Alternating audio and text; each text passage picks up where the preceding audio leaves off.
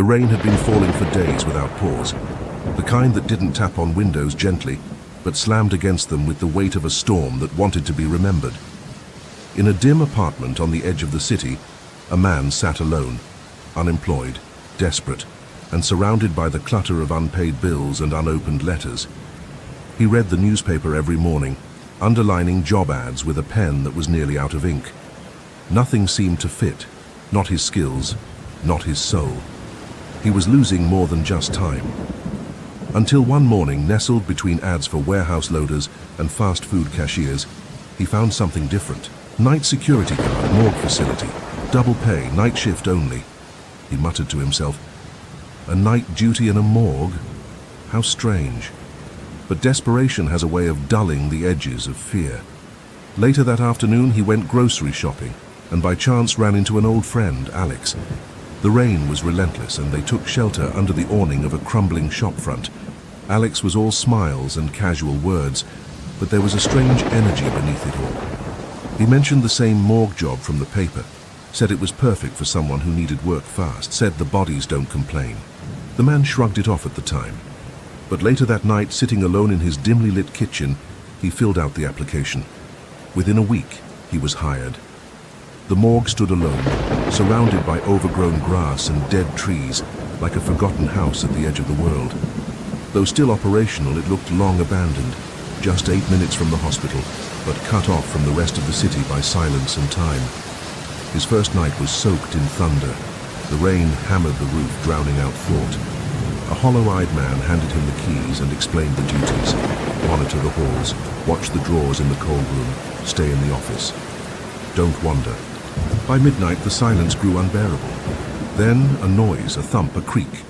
He followed the sound cautiously, past flickering lights and the metallic scent of preservation. But there was nothing, just shadows and drawers with names of the dead. As he turned to return to his room, a voice broke the air. "Hey!" He spun around and saw Alex. The friend stood in the corridor, oddly pale, his smile too calm. He claimed to be nearby, coming back from a friend's party, and decided to check in. His voice, though, was far too cold, detached. The man offered coffee. Alex declined. They spoke briefly. The conversation felt stilted, like a memory repeating itself out of order. Then, without a word, Alex left. The next morning, the man called Alex's phone. No answer. He visited his friend's apartment. No one there. The next night, the storm returned as if on cue. At exactly midnight, there were footsteps again. Then, a breath. Slow, heavy, inhuman. It came closer to the office door. Cold crept beneath it like mist. He opened the door. Nothing. But then, 3 knocks. Alex stood outside, smiling again. This time, something was wrong. He was dry. No umbrella, no raincoat. And it had been pouring all night. Stranger still, his eyes were red. The man checked the CCTV footage. It showed the front gate unmoving. No one had entered. Yet here was Alex, sitting across from him, talking, smiling, watching. When asked why he hadn't picked up the phone that morning, Alex replied, "I was in the office." But hadn't he said yesterday he was at a party? The visits continued, night after night, and each time Alex appeared paler, his skin colder, his eyes more distant, and he had no shadow. The man didn't notice it at first, but one night, as the hallway lights blinked, he caught it clearly. His own shadow stretched across the floor, but Alex, just a body, dull and empty, casting nothing. He asked him once jokingly, "Don't you ever sleep?" Alex looked at him, and in a voice like dry wind, he said, "We don't sleep." The words froze the room. At 4 a.m. that same night, Alex asked to use the bathroom. He never came back. Curious and increasingly unnerved, the man followed. The corridors felt longer now, darker. As he turned the final corner, he saw something. A shadow, not cast by light, but moving through it. Flowing. Alive. It slithered along the wall and disappeared into the dark space behind the bathroom door. He didn't follow. He ran. Back to his office. Back to what little comfort the flickering monitors gave him. The next night, Alex didn't come, but something else did. A hunched shape entered through the main door. The cameras glitched, then went black. The man stared at the screen, frozen. And then, the cold room camera died. Static. Nothing. The morning came slowly. He needed answers. He called Alex again. This time, someone picked up. "Hello." It was an older voice, tired. The man asked if Alex was home. There was a long pause, then softly the voice said, "I'm sorry. Alex died. A week ago. Car accident." He was on the phone, swerved off the bridge. The phone slipped from the man's hands. A week ago. That would mean every night since then. He'd been talking to something else. He continued going to work. What else could he do? The bills still came, the rain still fell. Every night at midnight, the knock returned. Sometimes it was Alex, sometimes it wasn't. Sometimes it just watched. Other nights, it sat across from him, mimicking his expressions, mimicking laughter, but never blinking, never breathing. He brought a mirror one night, set it on the desk behind him, pointed toward the guest chair. At midnight, Alex arrived, sat down as always. They talked. The man sipped his coffee, then glanced into the mirror. He saw himself, he saw the room, and he saw the chair, empty. He turned. Alex was still there, still smiling, still dead. That was last night. Now he waits, every night, and so do they. Because tonight, for the first time, he looked at the security monitor, and the face staring back was his own. Smiling, but he wasn't smiling.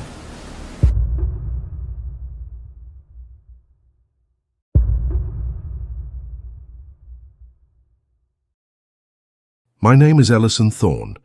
I'm 52, divorced, and used to work as a warehouse keeper in Dry Creek, North Carolina. Life wasn't going smooth, and my job barely paid enough. When they cut down hours due to budget issues, I knew I had to find something else. I saw a job ad at the grocery store, night security guard needed, Dry Creek Medical Morgue, good pay, immediate joining. It felt strange, working nights at a morgue, but the pay was double. I applied and got hired the next day. The morgue was slightly far from the main hospital building, a 5-minute walk through a covered path. The building was grey, cold, and damp.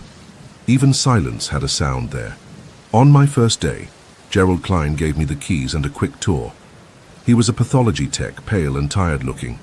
As he handed me the flashlight, he said, "No one lasts more than a month in this job, you know." I chuckled. "Why's that?"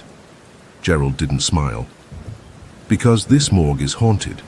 The last guard saw things, heard whispers, said shadows moved. He quit in the middle of the night." I told Gerald I didn't believe in ghosts. He shrugged and replied, "Belief doesn't matter here." I ignored his warning. I needed the money. Week 1, day shift. For the first week I worked during the day. Nothing strange happened. It rained non-stop, grey skies and loud thunderstorms. The morgue was quiet and boring. I did my rounds, checked the drawers, logged times, and sat in the security office watching the dull camera feed. No strange noises, no shadows, just an old morgue and the sound of rain. Week 2. Night shift begins. Night 1. Around 2:15 a.m., I heard a metallic click from the cold storage room. I walked in with my flashlight and found drawer number 14 half open. According to the log, a body should have been inside, but it was empty. I checked the room, no signs of movement or struggle, just an open drawer. I thought it was a mistake. In the morning, everything was normal. The drawer was closed. Gerald didn't seem surprised. "It happens," he said, but something felt off. Night 2. Same time, same drawer, open again. But this time the door to the attached lab was ajar. That door was always locked. I stepped inside. The lab was pitch black. My flashlight flickered. The air felt heavy, like something was pressing on my chest. I left quickly. In the morning, everything looked normal again. Night 3. Drawer number 14 was open again. The lab door too. But now there were whispers. Faint, breathy sounds, like someone muttering angrily from a corner I couldn't see. I couldn't make out the words, but I felt like they weren't meant for me, just full of hatred. In the morning, as always, everything returned to normal. Night 4. The storm outside raged. Lightning lit up the hallway. That's when I saw it. A shadow on the floor near the cold storage. It moved upward during the lightning flash. Once darkness returned, the shadow vanished. The whispers continued, now closer than before.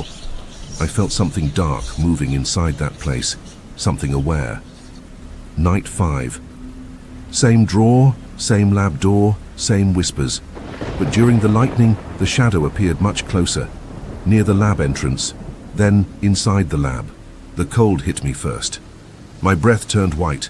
I turned to leave, but my legs were frozen. I couldn't move. Then came the grip, cold fingers wrapping around my throat. I couldn't breathe. My vision dimmed. I struggled. After what felt like forever, my leg twitched. I broke free and ran straight to the security room. I locked the door behind me. Then I heard it. A soft shuffle around the hallway.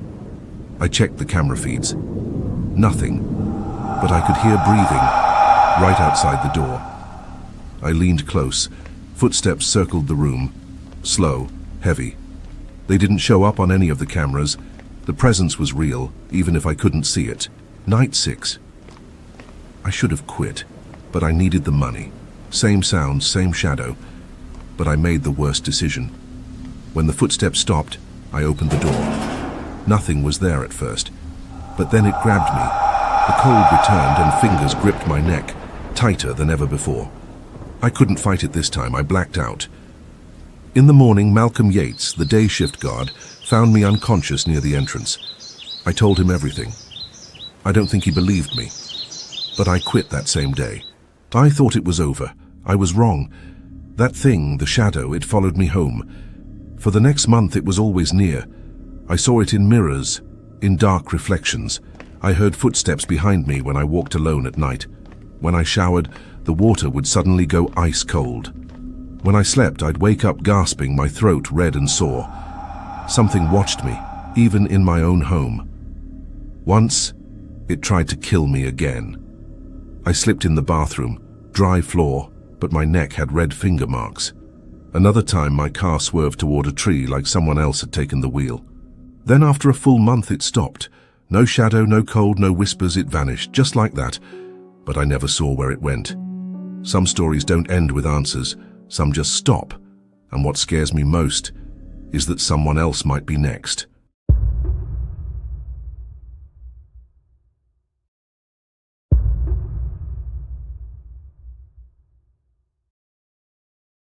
My name is Ellis Harrow. I'm 53 years old and live in a small town called Kestrel Hollow, nestled deep in northern Michigan. Life here is slow, quiet, mostly the kind of place where people know each other, and the most exciting thing to happen in a week is someone's dog getting loose. I worked as a night guard for the County General Hospital. Most of the time it was uneventful, just long stretches of silence, cold coffee, and a radio crackling with static. But something happened last November, something I haven't told anyone about until now. It wasn't a dream. I know what I saw, and I know what I felt.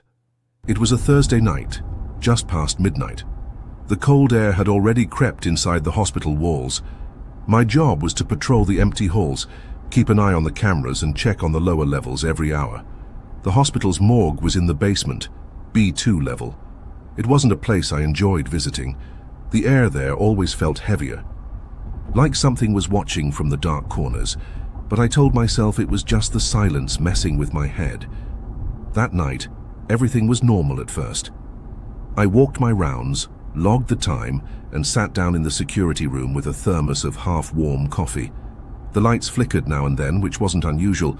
The hospital was old, the wiring older. Around 1:17 a.m., as I started drifting off in my chair, I heard it. A dragging sound. Not like a cart or a door, this was slow and heavy.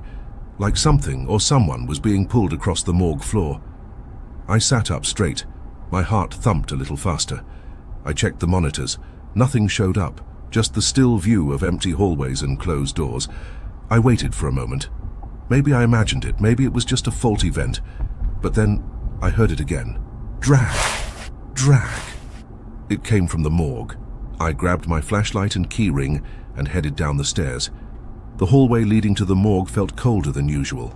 My boots echoed off the walls.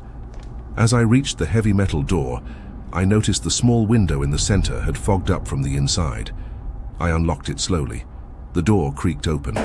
Cold air hit my face like ice water. Inside, the room was dimly lit. The overhead light flickered now and then. Rows of body lockers lined the walls. The metal slabs glinted in the low light. I walked in slowly, scanning every corner with my flashlight. Nothing. No sound. No movement. The dragging sound had stopped. I stood there for a minute, holding my breath. It was so cold, I could see my breath fog in front of me. After checking the room thoroughly, I shrugged it off and walked back upstairs. I returned to my chair and tried to shake off the chill. Maybe I was just tired. Maybe the sound had come from a floor drain or old pipe.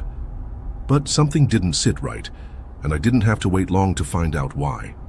At around 2:04 a.m. the sound came again. This time louder, closer. The dragging was no longer slow. It had a rhythm like something crawling. Drag, stop, drag, stop. And then I heard breathing. Not mine. Heavy, wet. Just outside the security room. I froze. The air thickened around me. It felt wrong, like the room had shrunk, like the walls were closing in. I gripped my flashlight so tight my knuckles turned white. I forced myself to stand up and walk out. The hallway was empty, but the sound kept going, toward the morgue. I followed it again. Each step felt heavier than the last. The closer I got, the more I could feel it. A presence. The air around me grew colder, like the heat had been drained out of the walls. I reached the morgue door and noticed something that made my stomach drop. It was open, just a crack. I never leave that door open. I pushed it wide. What I saw made my heart stop. About 8 meters into the room, something moved. A shadow. It wasn't walking, it wasn't human. It was tall, too tall. Its head nearly brushed the ceiling and it had no face. Just dark folds like torn fabric, shifting as it moved. It stood still, not moving, but I could feel it staring at me. And then it whispered. I didn't hear words, it was just noise, but it slithered into my ears and wrapped around my brain like smoke. My skin went numb. My knees shook. I couldn't move. The room darkened, not the lights, but something else.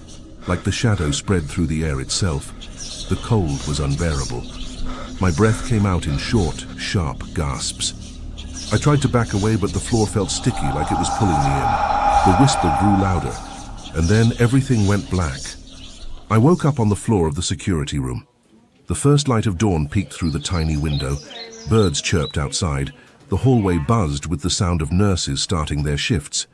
Everything was back to normal. I rushed downstairs.